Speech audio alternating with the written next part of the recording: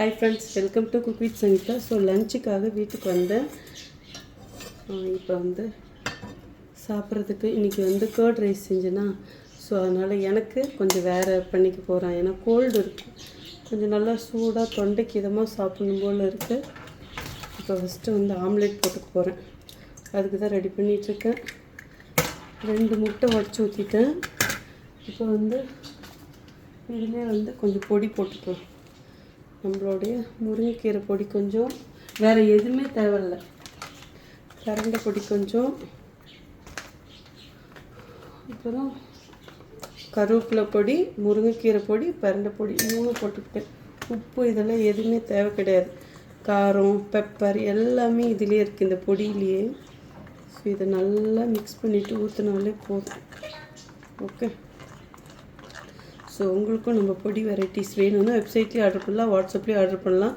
நம்ம பொடி வெரைட்டிஸ் சாப்பிடும்போது உங்களுக்கு இருக்கிற பிரச்சனைகள் தீர்றது நீங்களே எனக்கு மெசேஜ் பண்ணி சொல்லுவீங்க. அந்தளவுக்கு சூப்பராக இருக்கும்.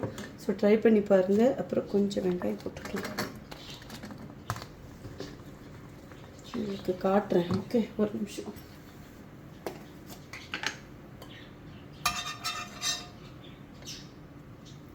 அப்புறம் நிறைய பேர் நான் என்ன கீ யூஸ் பண்ணுறீங்கன்னு கேட்டிங்க. நான் இங்கே இருக்கிறது பெங்களூர்.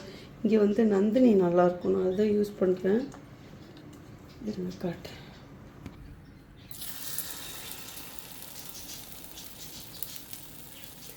அப்புறம்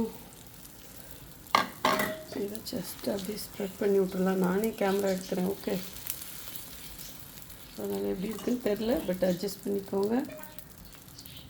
அப்படி ஓகே.